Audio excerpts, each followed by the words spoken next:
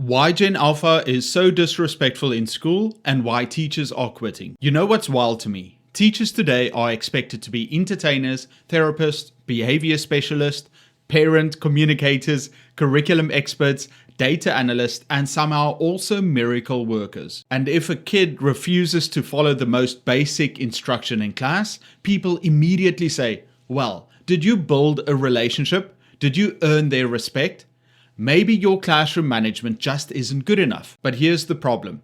We've gotten to a point where expecting basic respect from students is somehow considered controversial. Not admiration, not worship, just basic human decency. And I think a lot of people defending this stuff have completely forgotten what school and honestly society used to function like. Because this isn't just about classrooms anymore. This is about authority, discipline, resilience, parenting, and whether kids are actually being prepared for adult life. And before someone says, oh, you just want robots. No, I want students who can function in the real world without melting down anytime they're asked to do something they don't feel like doing. Because eventually every kid becomes an adult.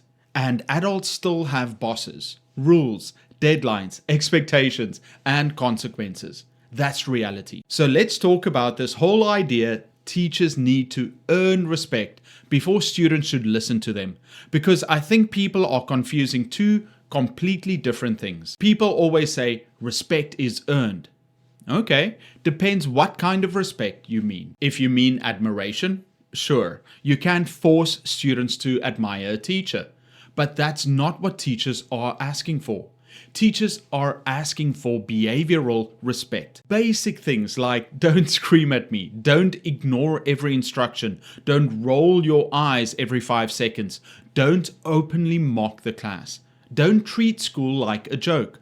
That's not oppression, that's basic functioning. And honestly, we've become so allergic to authority that even saying students should follow rules gets treated like some extreme opinion.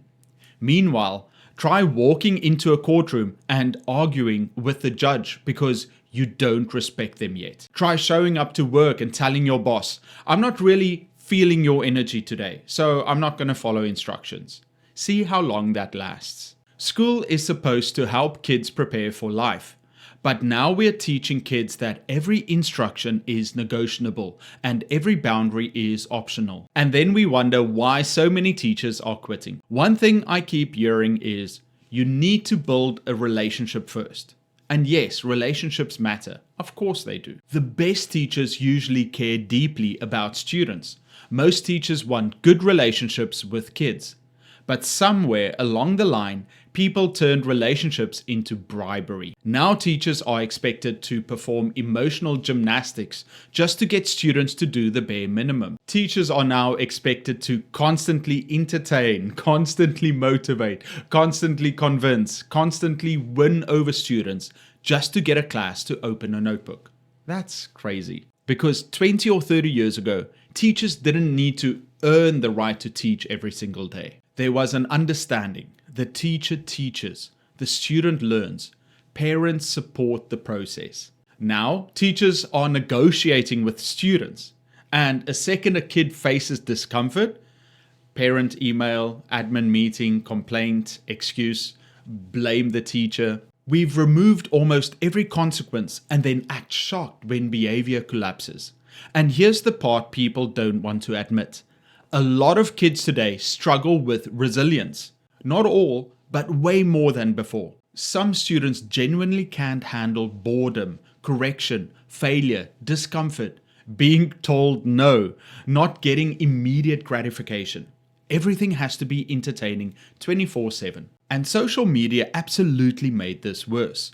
Kids are growing up on algorithms designed by billion-dollar companies to destroy attention spans.